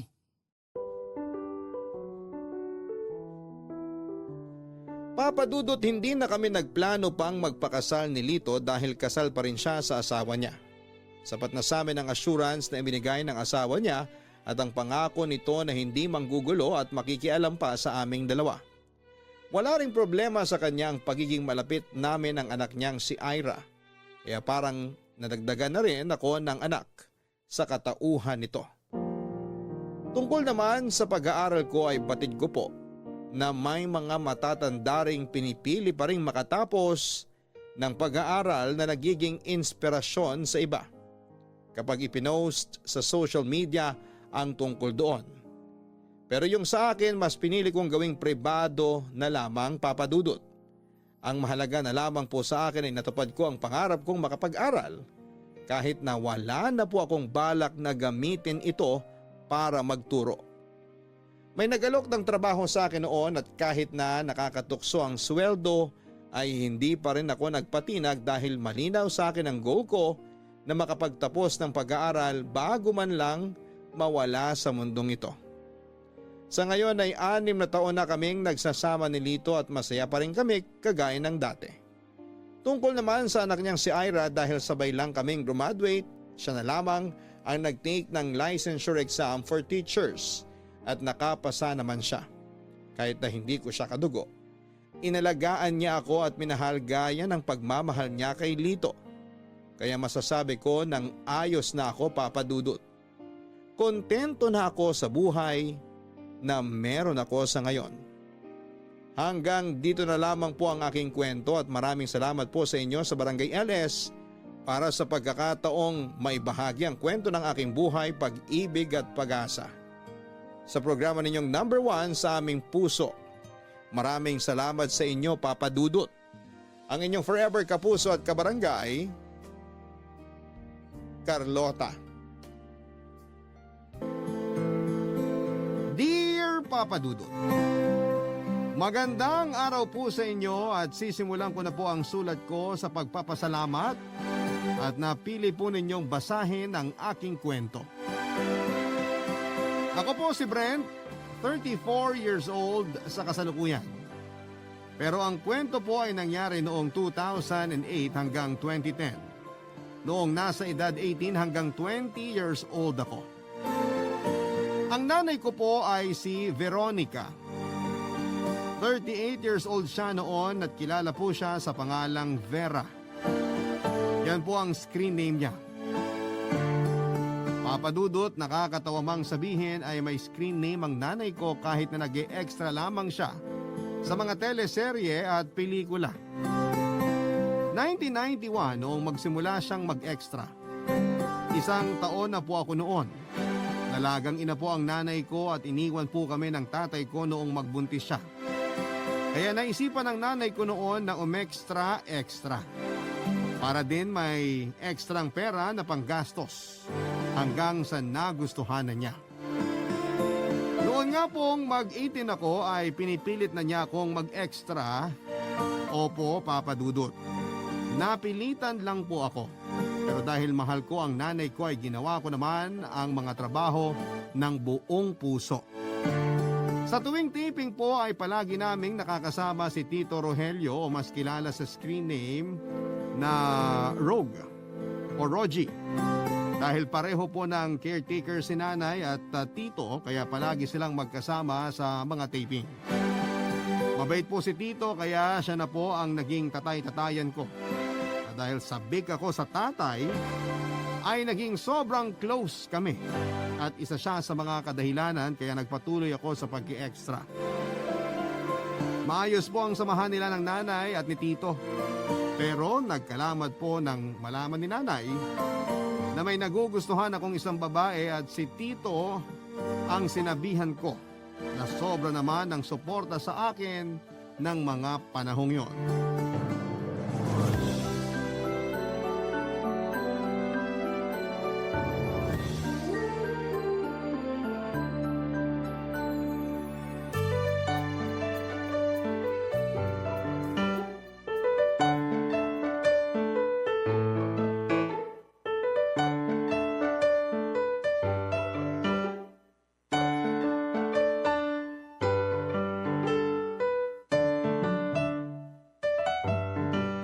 Tito, Oh, Brent, halika, maupo ka. sabi ko na lalabas kayo dun sa holding area eh. Alam mo naman, ayoko nang maingay. Magpapaligsahan na naman yung iba doon tungkol sa mga nagawa nilang pelikula at serye. Naku, isa si nanay sa kanila. Bida-bida na ba ang nanay mo kaya ka lumabas? Bumibuelo na. Magpapatalo ba naman yun? Kumusta ang pag-aaral mo? Okay naman po. Hindi ba nakakasagabal tong taping? Hindi naman po. Ilang subjects na lang din po kasi gagraduate na ako. Yun na nga eh. Dapat nagko-concentrate ka sa pag-aaral mo kasi graduating ka na. Okay lang po, Tito Rog. Kaya naman. Tsaka kaligayahan po ni nanay na magkasama kami sa mga ganitong taping eh. Ewan ko ba dyan sa nanay mo? Yung pangarap niya, gusto, pangarapin mo rin. Hayaan nyo na po. Tsaka masaya naman ako kasi nakakasama ko rin kayo. Nako, inuto pa ako nito. Hindi ko po kayo inuuto. Alam nyo naman po na kayo lang ang nasasabihan ko ng mga bagay na hindi ko masabi kay nanay. Pwede mo naman akong tawagan kung sakaling wala ka rito. Mas maganda po kasi yung personal na usapan. Sige na nga. Ikaw, mapagtanggol mo lang ang nanay mo. Totoo po yun, Tito. Sa katunayan, may gusto nga po akong sabihin sa inyo ngayon eh. Ano yun? May nagugustuhan po kasi akong babae. O, edi maganda. Kaklase mo ba? Hindi po. Ah, taga sa inyo? Hindi rin po. Sino to? Natatandaan niyo po yung kasama natin ng ilang araw sa taping noon? Teka, yung lagi mong kausap? Opo, siya nga po. Nako, sinasabi ko na nga ba eh. Pumuporma ka na nung mga araw na yon. Hindi pa naman po ako pumoporma. Ang bilis naman po nung kung sakali. Baka po siya mabigla. Tama yan. Dapat respeto ang mauna bago ang panliligaw. Opo. Alam mo, mabuti pala. Nasa kabilang unit ang nanay mo nung mga taping na yon. Kung hindi, nako, nakikinita ko ng sasapian ng karakter ng kontrabida ang nanay mo. Oo nga po eh. Oh, anong problema dun sa nagugustuhan mo? Wala naman po. Bale ngayon po iniisip ko na gusto ko na siyang ligawan. Sa ilang araw na pag-uusap nyo mula nung sumikat ang araw hanggang abutan tayo ng paglubog, siguro naman nagkakilala na kayo ng lubusan. Opo, mabait po siya. Ano? Nay, Anong liligawan? Sino? Oh, hayaan mo munang magsalita ang anak mo. Nay si Luan po. Luan? Yung bagong talent ni Tito Ador? Opo, Hindi! Vera, ano ka ba? Pangalan pa lang ang nasasabi ng bata, hindi agad ang sagot mo. Hindi ako papayag na yun ang maging girlfriend mo. Nay, hindi ko pa po siya girlfriend. Kakausapin ko pa lang po siya. Pwes walang mangyayaring usapan. Hindi mo siya kakausapin at layuan mo siya. Vera, Pag mo akong mabera-bera, ikaw napakasamang impluensya mo talaga sa anak ko. Siguro ikaw ang nagsabing ligawan niya yun, ano? Nay, hindi po. Sariling desisyon ko po yun. Anong desisyon? Wala kang pagdidesisyonan. Ako ang magdidesisyon kung sinong nababagay sa'yo. Nay naman. Extra ka na nga, kukuha ka pa ng extra. Ang ligawan mo yung may pangalan na o yung magkakapangalan na. Doon ka maghanap ng maliligawan sa mga minamanage ni Mama Liza. At least yun mga nakakapaglinya. Vera, puso ng anak mo ang usapan. Anong kinalaman ng nakakapaglinya at hindi? Ikaw, Rogelio, wag na wag mo nang lalapitan ng anak ko, ha? Pati ikaw ayoko makausap ni Brent. Nilalason mong isip niya eh. Uy, Nay. Pumalik ka na ron sa standby area natin. Lumayo ka sa anak ko, Rogelio. Papadudot mula ng araw na yon na nalaman ni nanay ang pagkagusto ko sa isang babae na extra din gaya namin, ay lagi na niya akong sinisita. Kahit sinong extra ang makausap ko ay palagi niya akong hinihila palayo. Madalas ay napapahiya na ako sa ibang mga extra na nandoon sa taping. Iisa lang naman kasi ang holding area namin kaya sa maliliit na lugar na yon ay konting komosyon ay kita at dinig na ng lahat. Hindi ko maintindihan si nanay kung bakit siya ganon. Hindi ko maintindihan kung bakit parang galit siya sa mga kapwa namin na extra. Para tuloy naiisip ko ang istorya ng nagkagustuhang mayaman at mahirap na pinaglalayo ng pamilya nila. Dahil sa ginagawa ni nanay, ay lihim ko pa din pong kinakausap si Tito Rog. Kailangan ko kasi ng kakampi. Kailangan ko ng tagapayo. Pero madalas ay nahuhuli kami ni nanay na magkausap. Parang nabayaran niya lahat ng kasama namin para magsumbong sa kanya kapag kausap ko si Tito. Kaya ang laging kawawa ay si Tito Rog na laging inaaway ni nanay. Pero kahit na ganoon ay hindi naman lumalayo ang loob ni Tito sa akin. Para ko talaga siyang tatay. Laging sinusumbatan ni nanay si Tito Rog tungkol sa mga naitulong ni nanay sa kanya. Pero magaling din namang bumuelta si Tito Rog. Kada buwelta niya ay tatama kay nanay na mas madami nga naman ang naitulong ni Tito sa amin kaysa sa mangilan-ngilan na nagawa ni nanay para kay Tito Rog, Papa Dudut.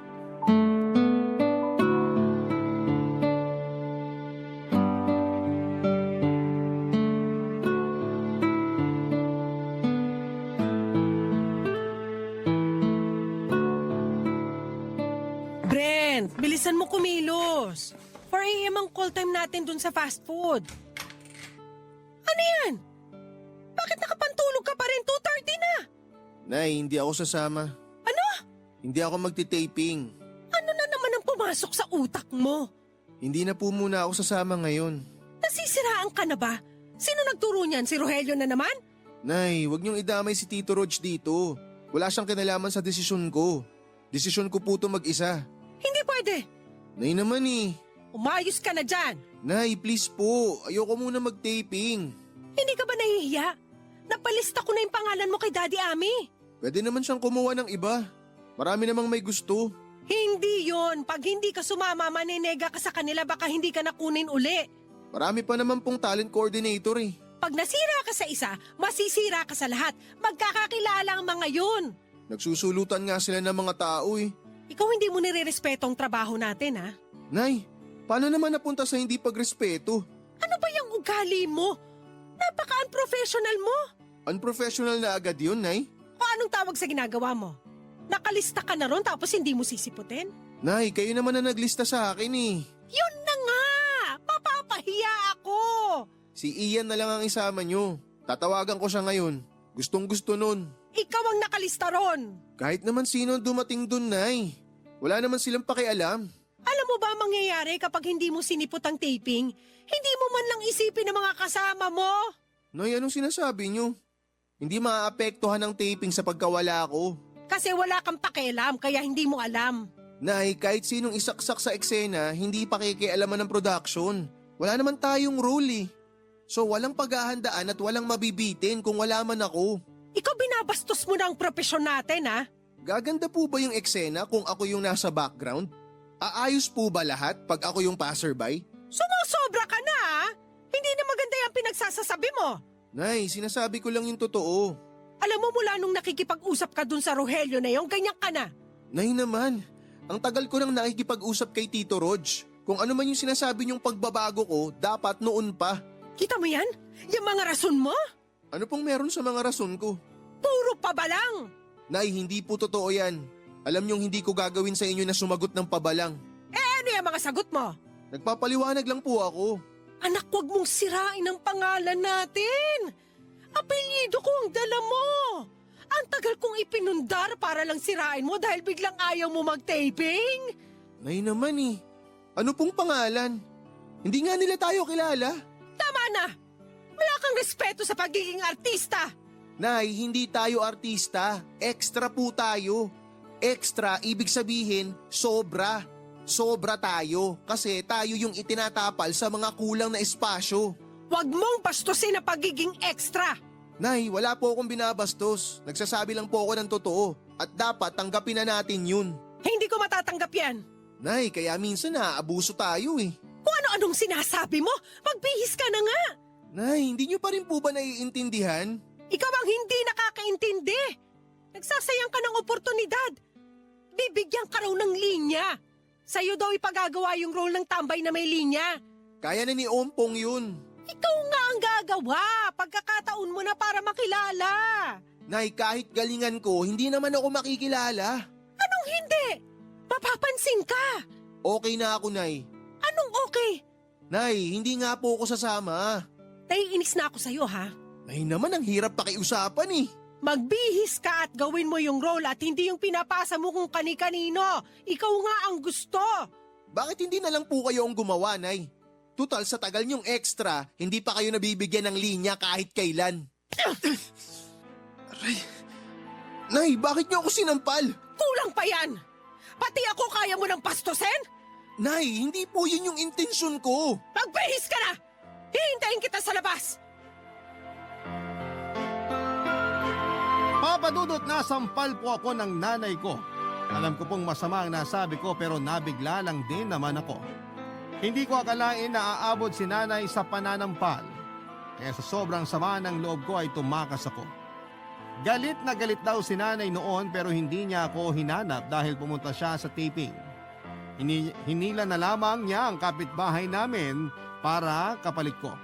Dahil nahihiya daw ito na nagpalista siya tapos ay hindi darating. Ikalawang araw ay hindi pa din po ako hinanap ni nanay. Pero ikatlong araw daw ay nagtanong-tanong na ito. Magtatawag daw sa ibang extra na baka nasa kanila ako pero walang nakapagsabi kay nanay kung nasaan ako. Hindi ko talaga pinaalam kahit na kanino kung saan ako tumuloy. Hanggang sa maisipan ni nanay na tawagan si Luan, ang babaeng nagugustuhan ko. Pero hindi ko alam at hindi din alam ni nanay na palaban pala si Luan. Kasi nung tawagan siya ni nanay ay sumigaw kaagad ito na ilabas daw ako. Doon na nga lumabas yung tapang ni Luan. Hindi din ito nagpatalo sa mga sinasabi ni nanay. Napahiya si nanay nang sabihan siya ni Luan ng social climber na stage mother. Ang masakla pa ay hindi na nakabawi pa si nanay dahil binabaan siya ng telepono. Kaya naman lalong nagalit si nanay sa babaeng gusto ko. Dahil napahiya ay susugurin niya ang bahay ni Luan na malapit lang naman din sa amin, Papa Dudut. Barangay Love Stories. Barangay Love Stories. Papa Dudut, gaya nung umalis ako, mas inuna ni nanay ang magtiping kesa ang hanapin ako. Ngayon naman ay mas priority niya ang makipag-away kesa ituloy ang paghahanap sa akin. Nang marating niya ang bahay ni na Luan ay mag-iskandalo ito. Sila Luan ay ilang bahay lamang ang layo sa bahay ni Tito Rog, kaya dinig ni Tito Rog ang gulo. Malaki ang gulo dahil palaban si Luan at ang nanay niya na isa ding talent supplier. Kaya sa gitna ng away ay pinagbantaan ng nanay ni Luan si nanay na hindi na ito kukuning extra. Imbes na matakot si nanay ay nagmalaki pa ito na hindi daw talaga siya magpapahandle sa nanay ni Luan dahil garapal daw itong mag-cut. Kinuha na si nanay ng nanay ni Luan bilang extra noon kaya alam niya ang kalakaran sa grupo ng nanay ni Luan. Ibubulgar ni nanay ang mga isyo tungkol sa nanay ni Luan gaya ng mga presyohan niya na halos mahigit kalahati ang binabawas niya sa mga natatanggap na extra na under niya. Ginawa na din pala kay nanay yun noon pero nanahimik siya dahil sayang din ang booking sa nanay ni Luan. Mapapahiya na ang nanay ni Luan noon kaya susugurin ito si nanay. Mabuti na lamang at nakalapit agad si Tito Rog. Naawa at ang susugod at agad na hinila si nanay sa mas tahimik na lugar, Papa Dudut.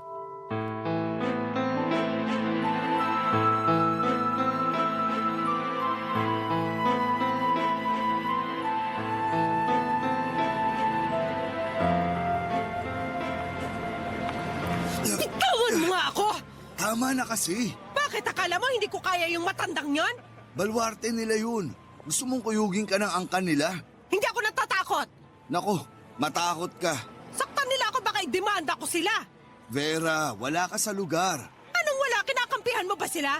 Hindi magsama-sama kayo. Hindi ako takot sa inyo. Pwedeng bawasan mo muna ang tapang mo at pakinggan mo ang mga ikakatalo mo. Matatalo ko kasi nagkakampihan kayo.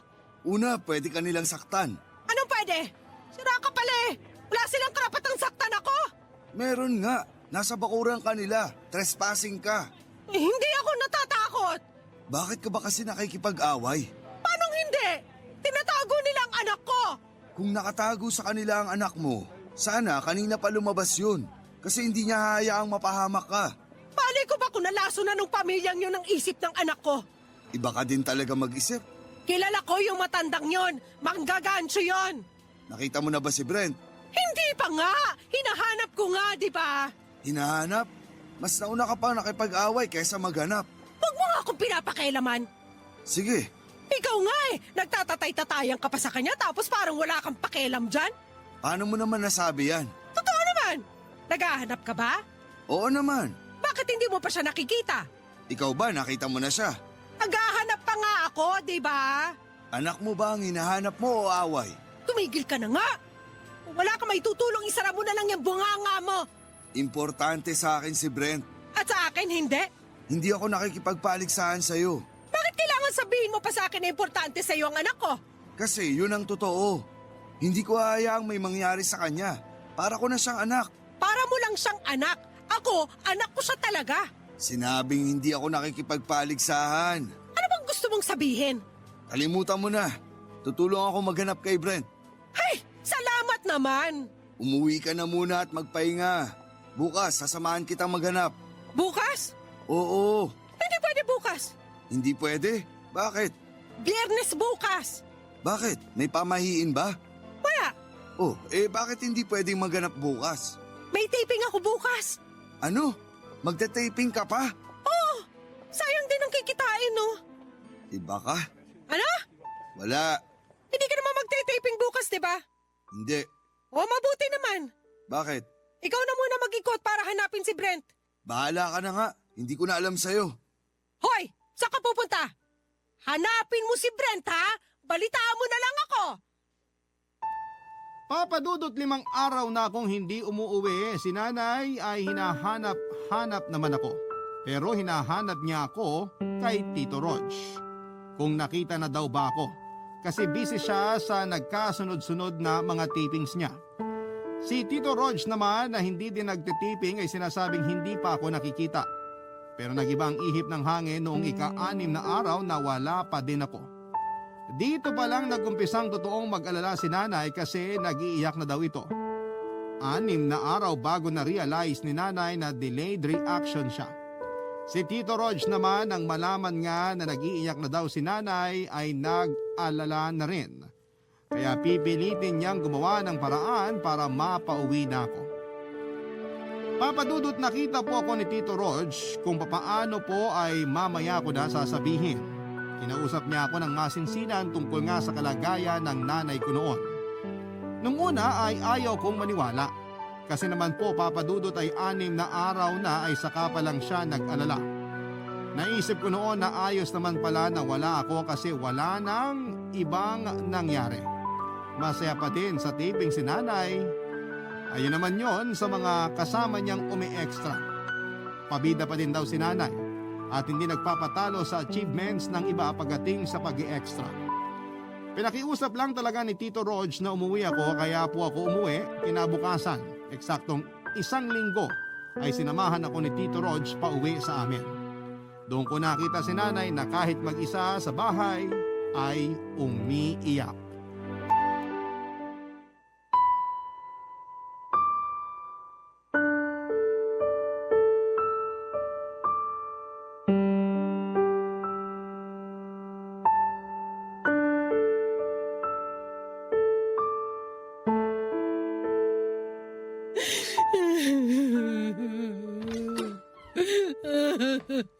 Nay, Brent!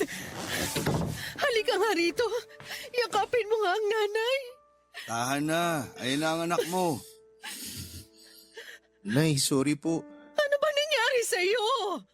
Nag-isip-isip lang po ako. Nag-isip ka? Isang linggo? Sorry po talaga, Nay. Pasensya na rin po kung natagalan ako mag-isip-isip. Palibhasa, sarili mo lang ang iniisip mo. Vera, nandyan na ang anak mo. Huwag mo nang pagalitan. Anong wag pagalitan? Ang laki ng damage na ginawa niya. Ano? Nay, Tumigil ka! Ang dami mong sinayang. Ano bang sinasabi mo? May malaking role na naman sana para sa kanya pero dahil wala siya, naghanap na ng iba yung caster. Vera? Nay, kaya kayo umiiyak? Kaya kayo nag-aalala kasi may role na para sa akin na hindi ko nakuha? Natural! Hindi kayo umiiyak kasi nag-aalala kayo sa akin? Nag-aalala ako. Paano kung hindi ka nakunin uli? Pagkakataon mo na makilala, sinasayang mo? Nay, Ewan ko sa'yo! Ang tanda-tanda mo na maglalayas ka pa! Vera, ano bang nangyayari sa'yo? Huwag ka makialam rito! Ako ang nagdala sa kanya dito. O ano gagawin ko anak ko naman yan? Hindi ko na alam kung anong iisipin sa'yo, Vera. Hoy, Rogelio! Huwag mo nang dagdagan ang inis ko! Respetuhin mo naman ang anak mo. Aba, sino ka para turuan ako ng respeto? Anak ko yan! Parang hindi eh. Palibhasa kasi hindi ka nagkaanak, kaya pati ang anak ko pinakikialaman mo. Sobra na yan, Vera. Totoo naman Alis na ako. sasama ako, Tito. Anong sasama? Pumirmi ka rito sa bahay. Tatanungin ko yung mga supplier kung may kailangan pa na maglilinya. Nay, ano ba naman kayo? Ano ba naman ako? Ginagawa ko to para sa kabutihan mo. Sa kabutihan ko o sa kaligayahan nyo? Ayoko pong mag-extra. Maiba po akong gustong gawin. Hindi ko minamasama yung pagiging extra pero iba yung pangarap ko. Paano ang pangarap ko? Nagagawa nyo naman yung gusto nyo, di ba? Hindi ko naman kayo pinipigilan sa pag-extra eh. Tigilan na natin tong usapan na to. Sumunod ka sa akin. Ewan ko na, Nay. Kaya kami nandito ni Tito Rog kasi naawa kami nung malaman namin na umiiyak ka. Nag-alala kami sa'yo. Sana pala hindi na lang ako umalis sa bahay ni na Tito Rog kung ganito lang din yung dadatnan ko rito. Ano? Ibig mo sabihin nandun ka lang sa bahay nitong Rogelio na to? Kesa magpunta siya sa kung saan, sinabi ko na lang na sa bahay na siya magpalipas ng sama ng loob. Siraulo ka talagang Rogelio ka eh. Pinabayaan mo ako maghanap ng ilang araw, nasa bahay mo lang pala ang anak ko. Naghanap, Vera? Hindi ka naman naghanap. Pinahanap mo lang siya sa At akin. nasa inyo lang pala tapos lolokohin mo kung hahanapin mo. Kung noon pa lang nagkausap tayo, nakita ko na nag-aalala ka. Siguro noon pa lang kinausap ko na si Brent para umuwi. Siraulo ka pala talaga eh. Pwede kitang idemanda ng kidnapping. Nay, nasa tamang edad na ako para magdesisyon. Tsaka ako yung lumapit kay Tito Rog. Ako yung nakiusap sa kanya na doon muna ako sa bahay niya tumira. Kidnapping pa rin yon. Eh kung ikaw ang i-report ko ng child neglect, Anong neglect ang sinasabi mo? Lahat ng mabuti para sa anak ko ang iniisip ko. mabuti lang sa sarili mo. Hindi mo iniisip ang damdamin ng anak mo. Hindi mo pinakikinggan ang gusto niya para sa sarili niya. Ako ang magdedesisyon para sa anak ko at hindi ikaw. Kasi wala kang anak. Nay, ano ba kayo? O bakit? Totoo naman. Tara na nga, Tito. Umalis na tayo rito. Sige! Pag umalis ka, huwag ka nang babalik ha! Halika na, Tito. Ganon? Sige, magkampihan kayo! Magsama kayo! Wala na akong pakialam sa inyo! Mga padudod, hindi kami makapaniwala ni Tito Rog sa mga inasal ni nanay noong araw na yon. Para siyang wala sa kanyang sarili at parang wala na kaming halaga sa kanya.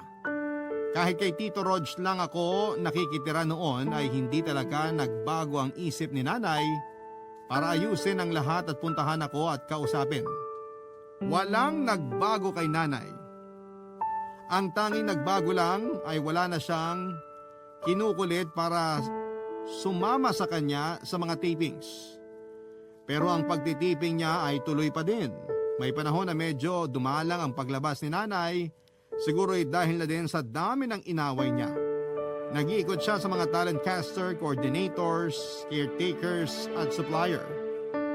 Pero para siyang binoykot, lahat sila ay sinasabi na puno na ang mga listahan nila. Kahit ang isang supplier na inaaway niya noon ng sobra ay nilapitan niya din. Nakikipagbati siya pero matigas ang supplier dahil sa tindi ng away nila. galit pa din sa kanya kaya kung ano-anong mga masasakit na salita ang nadinig ni nanay. Si nanay naman imbes na magpakumbaba ay pumatol pa din. Siniraan niya ang supplier sa ibang mga extra na nandoon pero walang nakikinig sa kanya. Napahiya lang si nanay sa ginawa niya o kung napahiya man talaga siya. Pauwi na si nanay nang makasalubong niya ako kasama si Luan, ang anak ng isa sa mga sinugod niya dati para awayin. Barangay Love Stories. Barangay Love Stories. Papa Dudut, inulit lang ni nanay ang ginawa niya. Ayaw niya si Luan para sa akin dahil extra lang din ito at walang maitutulong sa pag-angat ko. Yon ang nasa isip ni nanay. Sinugod niya kami at pinagsisigawan si Luan dahil nga sa matapang din si Luan ay lumaban din ito ng palitan ng salita. Hindi ko alam ang gagawin ko, Papa Dudut, ayaw paawat ni Luan kaya si nanay na lang ang pinakiusapan ko. Pero mas lalo pa itong nagalit na kesyo mas kinakampihan ko daw si Luan kesa sa kanya. Lalong nagwala si nanay mas tumindi ang lakas ng boses pati ang mga sinasabi niya. Dumating si Tito Rog at tumulong na mag-awat. Ako ang umawat kay Luan at si Tito Rog naman ay si nanay ang inaawat. Pero habang inaawat ay lalo silang nagliliyab sa galit. Hindi naman sila nagpapang-abot pero hindi na maganda ang mga salitang nabibitawan nila sa isa't isa. Papa Dudut, mas nag-escalate pa ang away ng pasugod na darating ang nanay ni Luan. Kasama pa nito ang iba pang mga talent supplier na nakaaway din ni nanay. Kaya ayon, imbes na umawat ay sinulsulan pa nila ang nanay ni Luan para maggalit kay nanay. Hindi na sila maaawat kaya si Tito Rog ay binitbit na si nanay palayo sa mga kaaway niya habang ako ay naiwan. Pero nang makalayo sila nanay ay tumahimik na din si Luan. Akala ko ay okay na pero nagulat ako nang sabihin ni Luan na maghihiwalay na kami. Papa Dudut, umaga noong sinagot niya ako, wala pang tanghali ay nagkahiwalay na kami kaagad. Hindi niya daw kaya kung ganon ang nanay ko. Siyempre sumigunda pa ang nanay niya at pinagtabuyan na ako. Napakasakit po ng mga nangyari, Papa Dudut.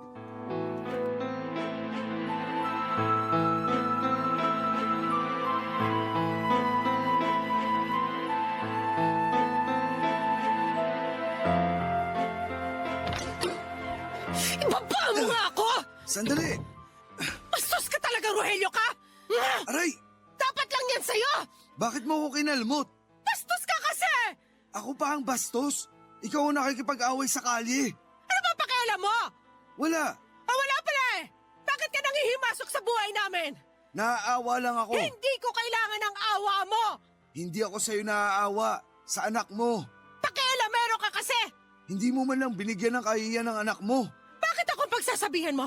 Pagsabihan mo yung mga yon, nagtulong-tulong pa sila. Akala nila hindi ko sila kaya? Ano? Bakit ka nandito? Vera! Huwag kang makialam dito! Ikaw, Brent! Bakit hindi ka sumama doon sa mga patay gutom na yon? Total sila naman ang kinakampihan mo! Wala po akong kinakampihan, Nay. Sinungaling ka! Palibhasa! Yang ugali mo nakuha mo sa tatay mong sira din ang ulo! Vera, sobra na yan. Sinabi huwag ka makialam dito eh! Nay, ano po bang nangyayari sa inyo? Dahil lang sa pag-extra, nagkakaganyan kayo? Lang? Nilalang mo lang ang pagiging extra? Tandaan mo, ang pag-extra ko ang bumuhay sa'yo! Ang pag-extra ko ang nagpaaral sa'yo! Nay, hindi ko po nakakalimutan yun. Sa totoo lang, ipinagpapasalamat ko nga eh. Pero hindi rin naman po maganda na ipagpilitan nyo sa akin yung gusto nyo. Bakit hindi? Para kanino ba ang kagustuhan ko? Nay, kung ano man yung gusto nyong gawin, nire-respeto ko yun. Pasensya na po kung nakapagsalita ako ng hindi maganda tungkol sa pagiging extra. Pero Nay, respetuhin nyo rin naman po na may iba akong gustong gawin. Sino gusto mo? Yung babae niyon? Yung anak nung manunuba?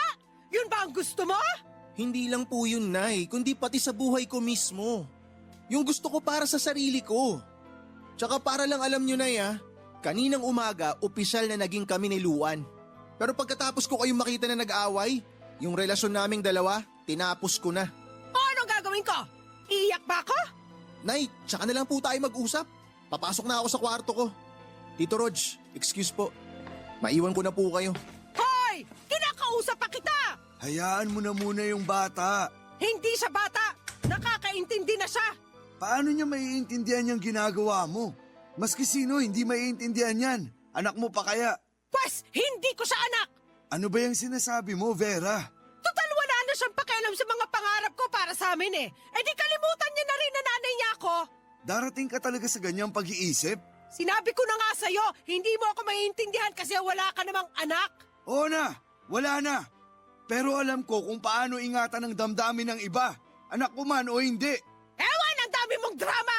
Bahala ka na nga sa buhay mo. Mabuti pa nga, umalis ka na! Wala ka na nga naitutulong, nanggugulo ka pa! Tito Rog, Aalis na ako. Umalis ka na nga! Ang dami mo pang pasakalye! Tito, Ano yan? Bleach! Bakit mo hawak tong bote ng bleach? Frank! Ano nangyari sa'yo? Tito, Anong ginawa mo? Ininom mo yung bleach! Tito pa alam po. Brent! Huwag ka magsalita ng ganyan. Dadalhin kita sa ospital. Wag na po, Tito. Hayaan niyo na lang po ako. Hindi, bubuhatin kita. Tito, huli na po. Wag na po kayong magpagod. Nararamdaman ko na rin po. Hindi na po ako aabot. Hindi ko na po kaya. Huwag ka magsalita ng ganyan. Brent! Anak! Anak ko! Bakit mo ginawa yan? Patawarin mo ako, anak! Magbabago na ako! Hindi na kita pipilitin kung ayaw mo! Anak! Anak! Parang awa mo na! Mahal na mahal ko po kayo. Anak!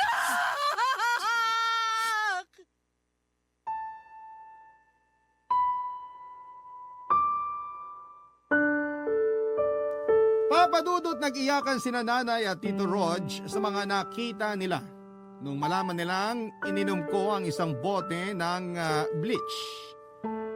Si nanay ay nagmamakaawa pa na hindi na ako pipilitin sa ayaw ko. Magbabago na daw siya, mabuhay lamang ako. Si Tito naman ay pilit ng pilit na bubuhatin ako pero ayoko talaga. Kahit na binubuhat pa niya ako ay nagpapabigat ako lalo. Humingi ako ng tubig at ikinuha ako ni Tito Rog at pagkainom ko ng tubig ay dahan-dahan akong tumayo at kitang-kita ko kung paano magtaka sina nanay at Tito Rog. Dahil lang sa tubig ay parang lumakas na ako. Ilang sandali ay sumigaw ako ng cut. Nagulat pa silang dalawa.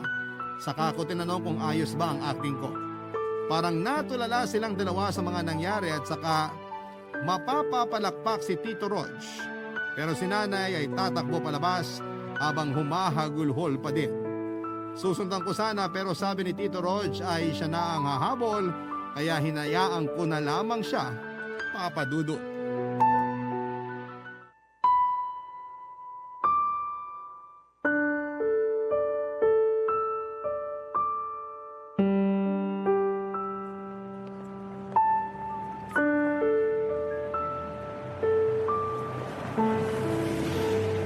Vera!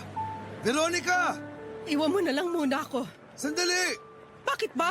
Huminto ka muna. Pagod na ako. Sino may sabing habulin mo ako? Napagod na ako kanina kakabuhat sa'yo. Sinabi ko bang buhatin mo ako? Baka naman pwede ka makipag-usap ng maayos. Iwan mo na nga muna ako. Hindi. Pag-usapan natin to. Ngayon. Walang mangyayari. Kasi ayaw mong makinig. Makinig ka na muna. Nakita mo naman ang ginawa ng anak ko? Nagagalit ka? Hindi! Mabuti naman. Naiinis ako kung bakit niya nagawa yon. Hindi ba yun ang gusto mo? Yung umarte siya? Ayun, umarte na sa sarap mo. Pero hindi sa ganong sitwasyon. Akala ko totoo. Natakot ka ba na mamamatay siya? Siyempre, anak ko yun. O bakit dati? Parang wala ka namang pakialam kung anong nararamdaman niya. Huwag mo na nga ako sumbatan. Mahal ka ng anak mo. Alam ko. Oh, bakit mo siya pinahihirapan? Bakit mo siya inihigpitan ng wala sa lugar? Oo na. Huwag mo na ipagdiktikan pa. Mag-usap kayo. Nahihiya ako. Mas maganda yan. Ibig sabihin, nagising ka na. Ano ba? Tinutulungan Tinutulungan mo ba ako o sinusumbatan? Sinasabi ko lang naman, Mapapatawad kaya ako ng anak ko? anak mo yun. Alam ko, nakakainis ka naman tanungin eh. Anak mo yun. Mabuti ka namang tao, kaya ganun din siya. Pabuting tao? Matapos na mga nagawa ko? Naudyok ka lang naman ng mga pangarap mo. Kung magsisisi ka, mapapatawad ka na ng Diyos. Hiyang-hiya ako. Yang hiya mo ang magiging sagabal na naman para sa pagbabago. Kaya alisin mo yung hiya at harapin ang dapat harapin. Tama ka. Nay! Anak! Nay, sorry po. Anak, patawarin mo ko. Madami ako nagawang mali sa iyo. Hindi ko sinasadya mga ngayon. Mataas ang pangarap ko. Nung nagising ako, yung pangarap pala na yun hindi para sa iyo, kundi para sa sarili ko. Pasensya ka na sa mga pamimilit ko sa iyo. Pasensya ka na sa mga nasabi ko. Kalimutan na po natin lahat ng mga nangyari. Salamat, anak. Salamat sa pag-intindi. Ako ang nanay mo pero mas nakakaintindi ka pa kaysa sa akin. Ang ibig sabihin lang nun, Nay, mahal na mahal ko kayo. Hindi na kita pipilitin kung ayaw mo na mag-extra. Salamat, Nay. Pero ako tutuloy pa rin ako, ha? Pero Nay, hindi porke ayaw ko na mag-extra, kukontrahin ko na kayo ha. Siyempre, nakasupport pa rin ako sa inyo. Salamat, anak. Ayan, maayos na ang lahat. Salamat din po, Tito. Itong batang to, wala yun. Nay, Oh, wala po ba kayong sasabihin? ha? Saan? Sa mga nagawa ni Tito Rog para sa atin? Ah, yun ba? Oh, Nay, ano na? Go! Salamat, Rogelio, sa lahat na nagawa mo sa amin. Lalo na sa anak ko. Malaking bahagi ka ng paglaki niya. Sandali, naiiyak ako. Tigilan mo nga ako. Nung pina-acting ka dati sa taping, hindi ka nakaiyak. Kaya ka pinalitan. Iba naman yun. True to life to, no? Umuwi na nga tayo. Mamaya mag-away na naman kayo eh. Papadudot na gising na si nanay na wala sa dugo ko ang maging isang artista. Pero kahit na ganoon ay masaya na kami ni nanay mula noong araw na yon. Makalipas lang ang ilang buwan, pagka-graduate ko ay nakapagtrabaho na ako noon ng regular at nagsimula bilang trainee sa isang kumpanya sa Makati. Masaya naman ako sa trabaho ko kasi gusto ko at walang nagpilit sa akin. Papadudot hindi na kami nagkabalikan ni Luan nung nakipaghiwalay siya sa akin ay naisip ko din na hindi ko pala siya gusto kasi na-turn off ako sa kanya noong patulan niya si nanay at nakipagpalitan siya ng hindi magagandang salita. Kahit alam niyang mas matanda sa kanya ang kaaway niya at higit sa lahat ay nanay ko pa. Pero noong panahon na yon ay nagpatuloy pa din si nanay at si Tito Rog sa pag-e-extra. Gusto talaga ni nanay eh. Sinabi niya na may hinihintay lang daw siya bago siya magretiro sa pag-e-extra. Noong 2012 matapos mabigyan ng linya si nanay sa isang serye sa GMA Network, ay tumigil na siya sa pag-e-extra. Gusto lang pala ni nanay na magkaroon ng linya. Yun pala ang hinihintay niyang hudyat ng pagre-retiro niya. 2012 din po noong mag-decide sina nanay at Tito Rog na magpakasal na. Opo, Papadudot, nabuo po ang pag-iibigan nila dahil sa lahat ng serye at pelikula na pinagsamahan nila ni Tito Rog. Kaya ayon, para silang childhood sweetheart na nagkatuluyan. Mula po noon ay sa isang bahay na sila nakatira.